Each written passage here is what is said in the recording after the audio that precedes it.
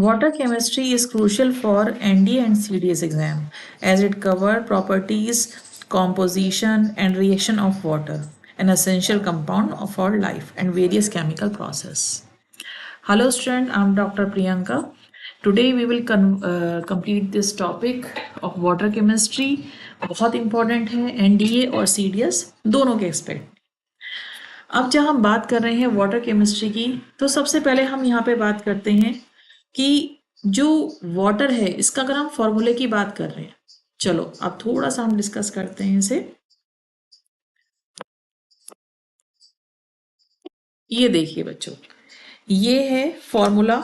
अब मुझे आप इसमें देखिए कि अगर मैं आपसे कहूं कि जो वाटर का फॉर्मूला है इसमें हाइड्रोजन है और ऑक्सीजन है, दोनों गैसेस होती हैं, लेकिन अगर मैं रूम टेम्परेचर पे बात करती हूँ तो वाटर जो होता है वो लिक्विड होता है एट रूम टेम्परेचर। ऐसा क्यों होता है? क्योंकि अगर हम बात करते हैं यहाँ पर इसके स्ट्रक्चर की, तो चलो इसका हम एक स्ट्रक्चर बनाते हैं लाइक दिस। तो ये स्ट्रक्चर जो हमारा बनता है इस तरह से बनता है। अब आप इसमें ध्यान दीजिए, मैंने यहाँ पे दो वाटर के दिखाए हैं और आप इसमें ध्यान दीजिए। सबसे पहले आता है कि हाइड्रोजन और ऑक्सीजन के बीच में ये क्या है? ये बेसिकली सिंगल बॉन्ड है। सिंगल बॉन्ड मतलब जो एक एक इलेक्ट्रॉन की शेयरिंग से बनता है, यानी कि हम कह सकते हैं ये कोवेलेंट बॉन्ड होता है। कोवेलेंट बॉन्ड जो इलेक्ट्रॉन्स की शेयरिंग से बनते हैं। अब नेक्स्ट ये बात आती है कि जब ये आपस में, देखिए यहाँ पर हाइड्रोजन और ऑक्सीजन के बीच में क्या है? इलेक्ट्रॉन की शेयरिंग होती है। ऑक्सीजन की टेंडेंसी है कि ये इलेक्ट्रॉन नेगेटिव होती है, it has tendency to attract this electron pair. ये इस इलेक्ट्रॉन पेयर को अपनी तरफ शिफ्ट कर लेगा, जिसकी वजह से इस पर पार्शियल नेगेटिव चार्ज आ जाएगा, जिसे हम डेल्टा से शो करते हैं, और हाइड्रोजन पर पार्शियल पॉजिटिव डेल्टा चार्ज आ जाएगा। सेम थिंग यहाँ पर भी हो रही है, देखिए। अब होता क्या है, अगर मैं इस हाइड्रोजन की बात कर रही हूँ, it is attach with electronegative oxygen, find the another electronegative element will make a weak bond shown by dotted or broken line. This is called as hydrogen bond. बच्चों, hydrogen bond has unique property to change the physical property of substance, but ये chemical property change नहीं करता। Physical property like ये जब gases से मिलके बना है, शुड बी गैस, बट ये होता क्या है? लिक्विड होता है रूम टेम्परेचर पर, क्योंकि इसमें हाइड्रोजन बॉन्ड होता है। अब हाइड्रोजन बॉन्ड कौन बनाता है? हाइड्रोजन बॉन्ड हाइड्रोजन बनाता है। किसके साथ बनाता है? ये नॉफ के साथ बनाता है, नाइट्रोजन, ऑक्सीजन, फ्लोरीन, जो कि इलेक्ट्रोनेगेटिव एलिमेंट्स होते हैं। अब ये बात आई कि हाइड्रोजन बॉन्ड कितने टाइप का होता है? तो हाइड्रोजन बॉन्ड ये दो टाइप का होगा। First one is intermolecular hydrogen bond and the second one is intramolecular hydrogen bond। तो अब आप देखिए जरा, इंटरमॉलिक्यूलर हाइड्रोजन बॉन्ड क्या होता है? जो मोर देन वन मॉलिक्यूल के बीच में बनता है। जैसे कि हम वाटर की ही बात कर लेते हैं, तो यहां पर आप देखिए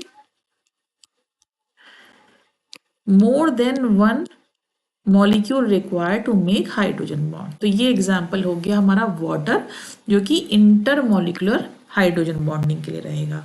सेकंड आता है इंट्रामॉलिक्यूलर। इंट्रा ऐसे समझ लीजिए जैसे इंट्रा स्कूल कंपटीशन होते हैं, मतलब विद इन स्कूल कंपटीशन होता है। इंटर स्कूल कंपटीशन में बाहर से और भी स्कूल के स्टूडेंट्स आते हैं, यानी कि इंट्रामॉलिक्यूलर में इनसाइड द मॉलिक्यूल बनेगा, जिसमें हम एग्जाम्पल लेते हैं ऑर्थो नाइट्रोफिनॉल। ये देखिए हमने यहां पर फिनॉल बनाया, ये रहा फिनॉल। इसकी ऑर्थो पोजीशन पर हम नाइट्रो ग्रुप लगाएंगे, नाइट्रो ग्रुप यानी कि NO2। अब आप देखिए इसमें यहाँ पे क्या होता है कि ये जो हाइड्रोजन है यही inside the molecule he hydrogen bond बनाता है, जिसे हम बोलते हैं इंट्रामॉलिक्यूलर हाइड्रोजन बॉन्डिंग। यहाँ पर आपके यहाँ क्वेश्चंस कैसे आते हैं, वो आएंगे regarding volatile nature, boiling point, इस तरह से डिफरेंस पूछा जा सकता है। ऐसे याद रखिए वाटर जो होता है इसका बॉइलिंग पॉइंट तो बहुत ज़्यादा होता है 100 डिग्री सेंटीग्रेड। तो हम ये कह सकते हैं कि इंट्रामोलिकुलर के केस में जो बॉइलिंग पॉइंट होगा वो ज़्यादा होगा एज कंपेयर टू इंट्रा। तो इंटर के केस में क्योंकि वाटर है इसका बॉइलिंग पॉइंट बहुत ज़्यादा है, तो इसका बॉइलिंग पॉइंट जो है इंटरमोलिकुलर का ज़्यादा होगा as compare to intramolecular hydrogen bonding. तो इसमें एक एग्जाम्पल ले भी लेते हैं हम, जैसे आपको ये ऑर्थो नाइट्रोफिनॉल अभी बताया मैंने, तो अब नेक्स्ट हम लेते हैं suppose para nitrophenol.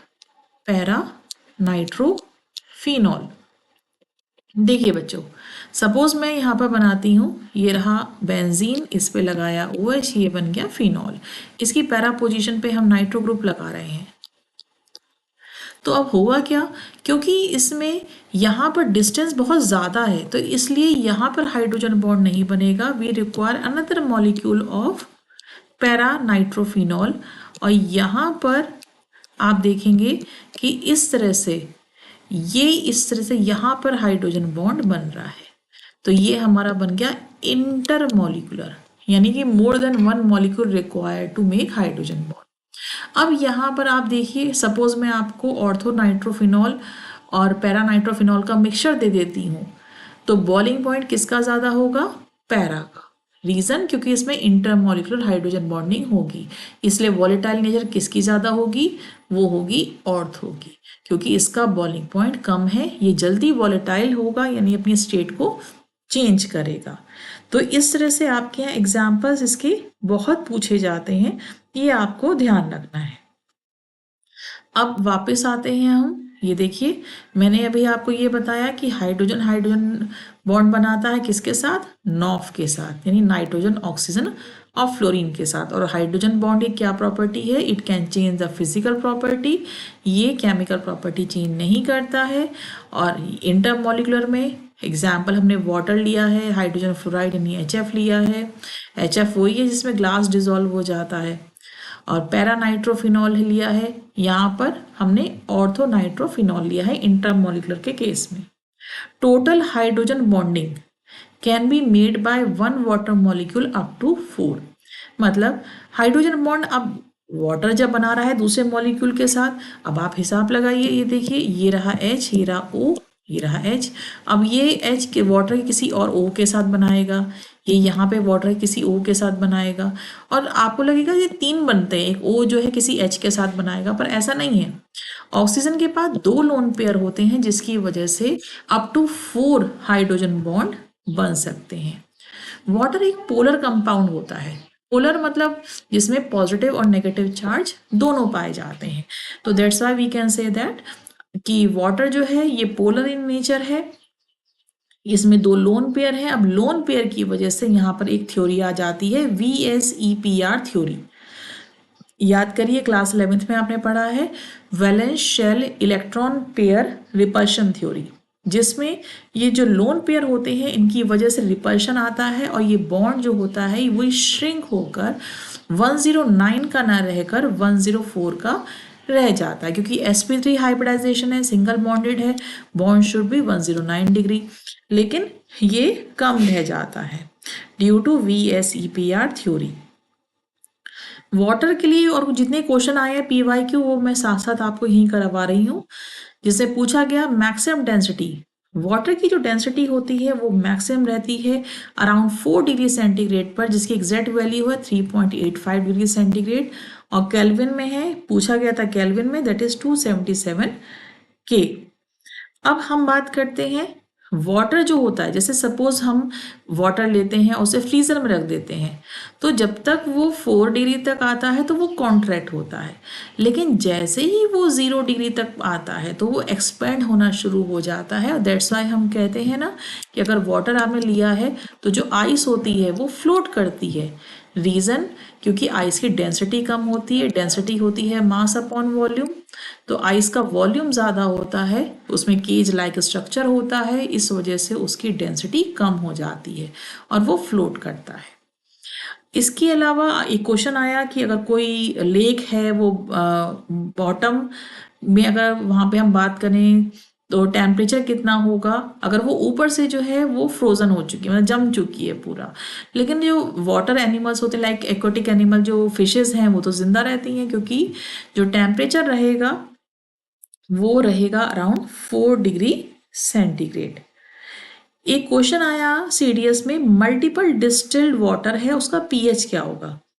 Multiple distilled, multiple मतलब आपने कई बार उसे डिस्टिल करा है, साफ करा है, तो भाई आपने उसे साफ करा है, उसमें एसिडिक और बेसिक नेचर थोड़ी चेंज कर दी है। That's why the pH will be same, वो न्यूट्रल रहेगा, यानी पीएच 7 रहेगा। हम जानते हैं जैसे pH 7 होता है। अब ये क्वेश्चन आया कि सपोज ग्राउंड वाटर है, प्योर वाटर है, हमने उसे निकाला, किसी पॉल्यूटेड सिटी में रख दिया, तो हमने कुछ टाइम बाद नोट करा कि उसमें एसिडिक करेक्टर आ गया है, यानी कि उसकी नेचर स्लाइटली एसिडिक हो गई। ऐसा क्यों? तो वाटर ने जब एनवायरनमेंट के CO2 से रिएक्ट करेगा तो बनाता है H2CO3, जिसे बोलते हैं हम carbonic acid. Carbonic acid weak acid है बट एसिड है, तो pH 7 से कम हो जाता है। pH स्केल हम कैसे करते हैं, हम 0 से 14 के बीच में बात करते हैं। 7 न्यूट्रल है, 0 की तरफ जाएंगे तो एसिडिक, और 14 की तरफ जाएंगे तो वो बेसिक होगा। इसके अलावा इसमें क्वेश्चन आया कि वाटर को as a coolant for engine of car हम क्यों यूज़ करते हैं, क्योंकि वाटर की स्पेसिफिक हीट बहुत हाई होती है। ऐसे समझिए कि 1 gram of substance must absorb heat to change its temperature by 1 degree. मतलब वाटर बहुत सारी हीट को एब्जॉर्ब करता है, तब जाकर उसका 1 डिग्री टेम्परेचर बढ़ता है, इसलिए हम उसे कार में एज अ कूलेंट इस्तेमाल करते हैं। इसके अलावा वाटर जो है एक बहुत अच्छा सॉल्वेंट है, like ionic compound. Ionic compound कौन कौन से होते हैं, लाइक NaCl है, जो आयंस में ब्रेक डाउन हो जाएगा। तो ये आयनिक कंपाउंड के लिए, क्योंकि आयनिक कंपाउंड भी पोलर होते हैं, हैविंग पॉजिटिव नेगेटिव चार्ज, और केमिस्ट्री में हम एक बात बोलते हैं, लाइक डिजॉल्व लाइक, जो जैसा है वो वैसे में डिजॉल्व हो जाता है। फिर हम आते हैं बॉइलिंग वाटर। देखो ये क्वेश्चन आया था सीडीएस में कि अगर कहीं पर फायर आपको दिखती है और आपके पास 2 ऑप्शन है, एक बॉइल्ड वाटर और एक नॉर्मल टेम्परेचर का वाटर, तो आप उसमें क्या डालेंगे। तो जो बॉइल्ड वाटर है it will be better fire extinguisher, reason क्योंकि इसके अंदर टेंडेंसी रहेगी कि बहुत अमाउंट में लेटेंट हीट को एब्जॉर्ब कर लेगा। यानी कि आपने ये सुना होगा कि जो अगर हाथ पे गर्म पानी गिरता है या स्टीम लगता है तो स्टीम से हाथ ज़्यादा जलता है, जबकि दोनों का टेम्परेचर 100 डिग्री सेंटीग्रेड है। रीज़न क्योंकि स्टीम के अंदर लेटेंट हीट ऑफ वेपराइजेशन होता है। तो यहाँ पे वही बात है कि बॉइलिंग वाटर जो है वो बेटर फायर एक्सटिंग्विशर रहेगा, क्योंकि उसकी टेंडेंसी रहेगी कि वो मैक्सिमम अमाउंट ऑफ हीट को या एनर्जी को एब्जॉर्ब करे और अपनी स्टेट चेंज करे। तो इसलिए boiling water will be the right answer in this case. इसके अलावा और भी कुछ क्वेश्चंस आए हैं, पहले मैं वो भी आपसे डिस्कस कर लेती हूँ। ये क्वेश्चन आया था कि एलम जो होता है, जिसे हम हिंदी में फिटकरी भी बोलते हैं, तो alum is a purifier for water, क्योंकि इसमें आयंस होते हैं, ये ऑपोजिट आयन से मिलकर उन्हें प्रेसिपिटेट बना देंगे और वाटर को साफ कर देंगे। डिस्टिल वाटर का बॉइलिंग पॉइंट कम होता है as compare to sea water, क्योंकि सी वाटर के अंदर मिनरल्स होते हैं, इसलिए बॉइलिंग पॉइंट उसका बढ़ जाता है। एक क्वेश्चन एनडीए में आया था कि water start boiling when its vapour pressure become equal to atmospheric pressure. तो ये हमारे कुछ क्वेश्चंस आए हैं। अब मैं बात करती हूँ हार्डनेस ऑफ वाटर पर। बच्चों हार्डनेस ऑफ वाटर की हम बात कर रहे हैं, यानी कि वाटर के अंदर कितना कंटेमिनेशन है, कितनी इम्प्योरिटीज़ हैं। इसमें 2 तरह से हम वाटर हार्डनेस को डिफाइन करते हैं, एक होती है temporary hardness of water and second is permanent hardness of water. Temporary hardness is due to bicarbonate और hydrogen carbonate of calcium and magnesium ion, like जैसे कि CaHCO3 होल ट्वाइस है या मैग्नीशियम SCO3 होल ट्वाइस। यानी कि जो bicarbonate होते हैं, बाइकार्बोनेट को हाइड्रोजन कार्बोनेट भी कहते हैं, HCO3 होता है, इनके कैल्शियम और मैग्नीशियम के कंपाउंड की वजह से होती है टेम्पररी हार्डनेस ऑफ वाटर। अब इन्हें दूर कैसे करते हैं? सपोज हम इन्हें हीट करते हैं, तो हीट या बॉयल करते हैं तो क्या होगा, ये प्रेसिपिटेट बनाते हैं, कार्बोनेट बन जाते हैं और वाटर जो है उसमें से ये इम्प्योरिटीज़ दूर हो जाती हैं, क्योंकि बाइकार्बोनेट वाटर सॉल्युबल होती हैं ये इम्प्योरिटीज़। जैसे आप टैप वाटर लेते हैं, आप उसे गर्म करेंगे तो उस समय तो आपको लगेगा ये बिल्कुल साफ़ है, लेकिन कुछ टाइम बाद जो पैन होगा उसमें वाइट वाइट कुछ जमना शुरू हो जाएगा, तब आप ये कहेंगे अरे इसमें पहले तो दिख नहीं रहा था, अचानक से कहाँ से आया। तो बाइकार्बोनेट की इम्प्योरिटीज़ उसमें डिजॉल्व थी, जो प्रेसिपिटेट होना शुरू हो जाती in the presence of heat. तो बॉयल करके फिर आप फिल्टर करके आप इसमें से टेम्पररी हार्डनेस ऑफ वाटर को दूर कर सकते हैं। अब बात आती है परमानेंट हार्डनेस ऑफ वाटर की, तो it is due to chloride and sulphate and carbonate of calcium and magnesium ion, like जैसे CaCl2, CaSO4 और MgCl2, MgSO4, ये कुछ इसके एग्जाम्पल्स हैं जिन्हें आप सिंपल बॉयल करके दूर नहीं कर सकते, आपको इसके लिए कुछ खास मेथड लगाने पड़ते हैं। लाइक आप उसमें परम्यूटेड या जियोलाइट मेथड लगा सकते हैं। इसके अलावा आप आयन एक्सचेंज मेथड लगा सकते हैं। आयन एक्सचेंज में क्या होता है, दो बड़े बड़े चैम्बर होते हैं, जैसे हमने यहाँ पर वाटर को हमने यहाँ पे डाला तो यहाँ पे कुछ रेजिन होते हैं, केमिकल्स होते हैं जो कैटायन की इम्प्योरिटीज़ को अपने पास रख लेंगे और उसमें H+ आयन दे देंगे, और फिर पानी इधर आएगा, यहाँ पे ये एनायन की इम्प्योरिटीज़ को अपने पास रखकर OH नेगेटिव आयन दे देंगे, और यहाँ पर आपको डी आयनाइज वाटर और ये H+ और OH नेगेटिव मिलके भी वाटर का पार्ट बन जाते हैं। तो इंडस्ट्री में इस्तेमाल होने वाला सबसे इम्पॉर्टेंट मेथड आयन एक्सचेंज है। ये कॉस्ट वाइज भी काफ़ी कम पड़ता है और बहुत इफेक्टिव भी है। एनडीए में क्वेश्चन आया था कि इससे हम किसकी इम्प्योरिटी दूर नहीं कर सकते, तो वो है आर्सेनिक। आर्सेनिक की इम्प्योरिटी को आयन एक्सचेंज मेथड से हम अलग नहीं कर सकते। सोडा लाइम प्रोसेस की अगर हम बात करते हैं तो ये मेथड ऐसा होता है, इसे हम सपोज हमारे पास बॉयलर है, हम बॉयलर में इसे पहले वाटर को चेक करते हैं कितनी क्वांटिटी में वाटर है, कितने लीटर है, उसमें वाटर हार्डनेस टेम्परेरी कितनी है, परमानेंट कितनी है, फिर उस हिसाब से हम सोडा लाइम को कैलकुलेट करके इसमें डाल देते हैं, और जितने भी इम्प्योरिटी होती है वो नीचे यहाँ पे स्लज की फॉर्म में आ जाती है, उसे हम अलग कर लेते हैं। क्योंकि अगर हम पानी में से वाटर हार्डनेस को अलग नहीं करेंगे तो होता क्या है कि बॉयलर की जो लेयर है यहाँ पर एक स्केल की लेयर, यानी कि जो ये हार्डनेस होती है जमना शुरू हो जाती है, और ये स्केल की लेयर यहाँ पे जम जाती है। आपने सुना होगा बॉयलर अक्सर की ब्लास्ट हो गया है, उसमें कई लेबर की डेथ हो जाती है। तो न्यूज़ में जो आता है वो क्यों आता है, क्योंकि अगर पानी साफ नहीं है तो यहाँ पर जो स्केल की लेयर जमी है, जैसे ही यहाँ पर आप इसे गर्म कर रहे हैं, पहले आप इसे सपोज 100 डिग्री गर्म कर रहे थे स्टीम फॉर्मेशन के लिए, अब आपको सपोज यहाँ पे 120 गर्म करना पड़ रहा है। रीज़न क्योंकि पहले स्केल गर्म होता है, उसके बाद पानी गर्म होता है, तो it will take some time और कॉस्ट भी बढ़ जाती है।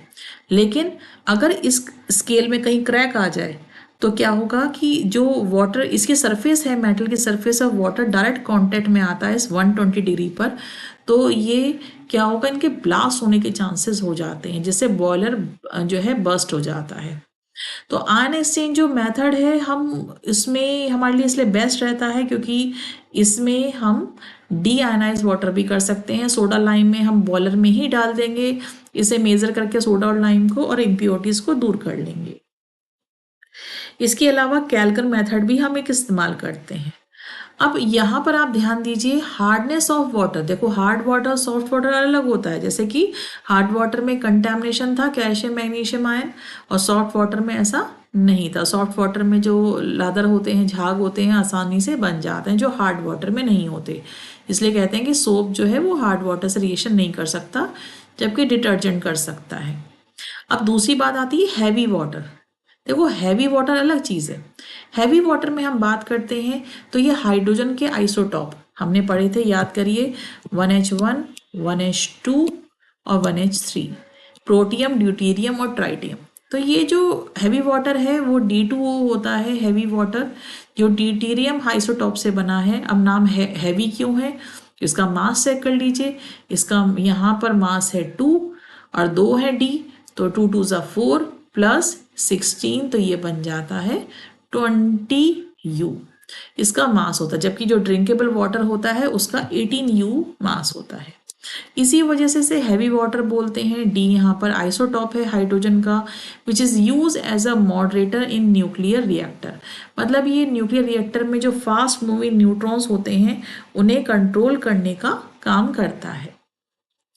डी जो है ऐसे हैवियर है, इसलिए डाइलेक्ट्रिक कांस्टेंट जो होगा D2 होगा वो कम होगा एज कंपेयर टू वाटर। ये एनडीए में पूछा गया था। डाइलेक्ट्रिक कांस्टेंट क्या होता है? Quantity measuring ability of substance to store electric energy in electric field. Boiling point ही पूछा गया। अब जब इसका मास ज़्यादा है तो बॉइलिंग पॉइंट भी इसका 100 से ज़्यादा होता है, अराउंड 101 डिग्री पॉइंट समथिंग इसका बॉइलिंग पॉइंट जाता है। अब इसके बाद एक बड़ी इंटरेस्टिंग चीज़ आती है। मैंने यहाँ पे लिखा है कि we can prepare 18 types of water in the lab. मतलब 18 तरह का पानी हम कैसे बना सकते हैं। चलिए अब बात करते हैं। सपोज मैं आपसे कहती हूँ कि हाइड्रोजन के आइसोटॉप कितने हैं? 1H1 जिसे हम S से डिनोट करते हैं, 1H2 जिसे हम D से डिनोट करते हैं, एंड 1H3 जिसे ट्राइटियम जिसे हम T से डिनोट करते हैं। सपोज मैं आपसे कहती हूँ वाटर की बात कर रहे हैं तो H2O को HHO लिख सकते हैं, इसके अलावा HDO लिख सकते हैं, HTO लिख सकते हैं, इसके अलावा हम DDO लिख सकते हैं, DTO लिख सकते हैं और TTO लिख सकते हैं। डिफरेंट हमने आइसोटॉप लिए हैं। तो आप देखिए ये कितने टाइप हुए हमारे पास? ये 6 टाइप के वाटर हमारा बना। अगर यहाँ पे हमने ऑक्सीजन कौन सा लिया है? ऑक्सीजन के भी आइसोटॉप होते हैं O16, O17 एंड O18। तो आप देखिए इस तरह से हम टोटल 18 टाइप्स का वाटर लैब में बना सकते हैं। लेकिन ड्रिंकेबल जो होता है वो हमारा H2O ही होता है, दैट इज HHO। बहुत इंपॉर्टेंट टॉपिक है ये वाटर केमिस्ट्री का। अब इसके बाद थोड़े से और कुछ PYQ हम डिस्कस कर लेते हैं। तो इसमें एक मैं आपको क्वेश्चन दे रही हूँ, ये CDS में आया था। क्वेश्चन था ये glycogen, starch, cellulose and rubber, और पूछा गया था इसमें से कि कौन सा पॉलीमर जो है उसमें ग्लूकोज यूनिट नहीं होता है। तो हम जानते हैं हमारी बॉडी में जो ग्लाइकोजन है वो क्या है? ग्लूकोज जो होता है ग्लाइकोजन में कन्वर्ट होके सेव होता है। प्लांट में जो स्टार्च होता है उसमें भी ग्लूकोज होता है, सेलुलोज में भी ग्लूकोज होता है। रबर का ग्लूकोज से कोई मतलब नहीं है। तो यहाँ पर ये जो पॉलीमर है, ये पॉलीमर का भी अभी हम डिस्कस करेंगे आगे आने वाली वीडियोस में। और साथ में रबर जो होता है उसमें ग्लूकोज नहीं पाया जाता है। नेक्स्ट क्वेश्चन आपसे पूछा गया कि magnesium sulphate MgSO4, magnesium sulphate जो होता है ये एज अ मॉर्डेंट इस्तेमाल किया जाता है, यानी कि जो डाइस को सेट कर देता है। जैसे कि टैनिंग इंडस्ट्री होती है या जिसे हम लेदर इंडस्ट्री भी बोलते हैं, तो उसमें सपोज हमें किसी खास कलर का पर्स चाहिए और लेदर का चाहिए, तो लेदर पे पेंट करना इतना आसान नहीं होता। तो इस पे जो कलर होते हैं उन्हें सेट करने के लिए हमें मॉर्डेंट इस्तेमाल करने होते हैं, जिसमें आता है मैग्नीशियम सल्फेट। तो आज की वीडियो हम यहीं तक रखते हैं। If you like it please share and like the video. Thank you so much.